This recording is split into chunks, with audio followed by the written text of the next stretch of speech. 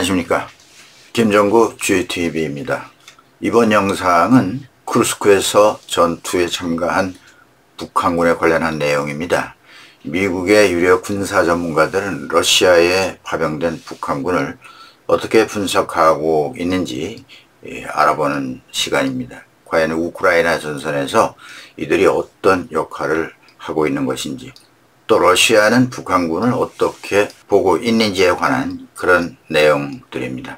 쿠르스크 지역은 알려진 바와 같이 북한군 1만 2천 명에서 최대 1만 5천 명에 달하는 것으로 추산하고 있죠. 그렇지만 북한군이 전선에서 어떤 역할을 하고 있는지는 확실치 않습니다.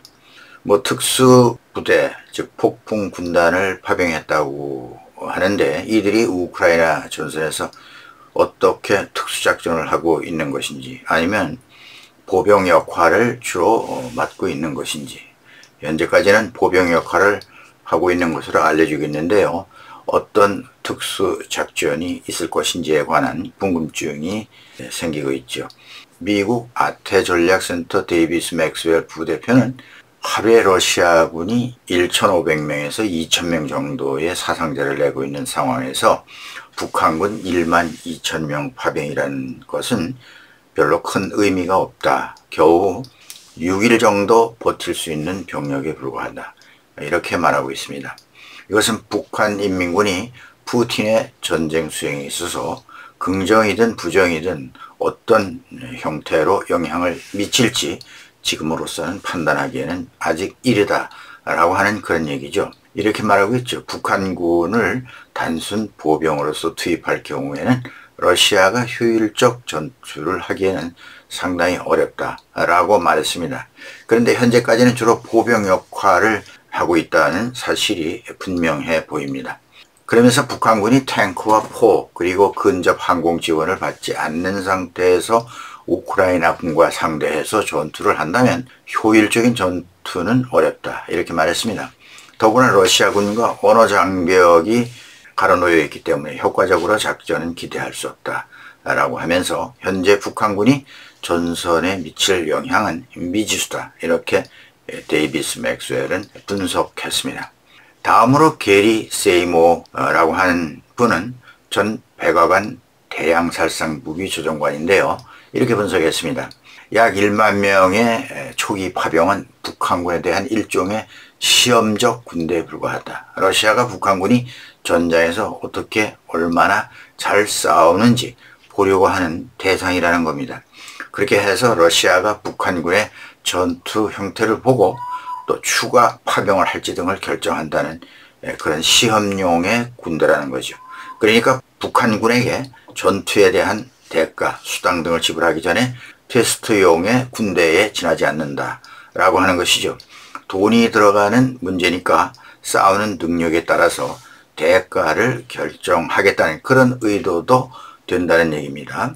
또 마구 추가 파병을 요구하지 않는다는 얘기인데요. 1만 2천 명은 일주일치 소모품에 해당한다. 전투 능력을 보고 차후에 후속 파병을 요구한다라는 전쟁 전문가의 분석이 있습니다. 미국 국방정보국 정보분석관을 역임한 브루스 벡토리라고 하는 분은 또 이렇게 분석했습니다. 북한의 김정은의 생각도 러시아와 파병은 일종의 딜로 본다라는 겁니다. 그건 이해가 됩니다. 러시아가 충분히 보상을 제공한다면 북한이 우크라이나 전쟁의 병력을 추가 파병할 가능성이 매우 높다라고 하는 것이죠. 이렇게 분석을 했는데요. 무슨 말이냐 하면 김정은도 1차로 보낸 1만 2천 명의 병력, 그거 말고 더 훈련된 특수부대가 준비되어 있다라는 얘기입니다. 러시아가 어떤 대가를 지불하느냐에 따라서 여기에 맞게 군대를 추가로 파병할 수 있다는 그런 얘기가 된다는 분석입니다. 그러면 북한이 대가로 받아내는 것은 무엇일까? 북한이 원하는 게 있을 거 아닙니까? 다 알려진 그런 얘기이기도 하지만요. 짐작은 됩니다만 브루스 벡토리 얘기로는 병력뿐만 아니라 러시아의 포탄, 탄도미사일 등을 북한에서 가지고 들어온다고 하는 얘기입니다. 그리고 그 대신 많은 돈과 자원, 식량과 석유, 군사기술 등을 얻어내고 있다고 지적하고 있습니다. 우리나라와 관련해서는요, 우리는 우려하는 것이 북한군이 전투 경험을 쌓게 된다고 하는 것. 그것이 상당히 큰 위험 요소가 된다. 이렇게 분석을 하고 있는데요. 전문가들의 분석으로는 북한의 파병 규모가 5만에서 6만 정도가 돼야지 그런 정도의 군대가 전장에 투입된다면 전투 경험을 쌓는 특수 부대로서 상당한 경험이 될 것이다. 네, 그것도 그렇지만 우크라이나 평야지대에서의 전투와 산악지형으로 되어 있는 한반도에서의 전투는 다르기 때문에 북한군의 전투 경험 축적과 역량에는 한계가 있다. 이렇게 분석을 했습니다. 그것보다 더 중요한 것을 지적했는데요. 뭐냐면 러시아의 무기 기술 지원을 통한 북한의 군사력 형성 문제가 더 우려된다. 이렇게 지적했습니다. 브루스 벡터 교수는 나가서 이렇게 말도 했습니다.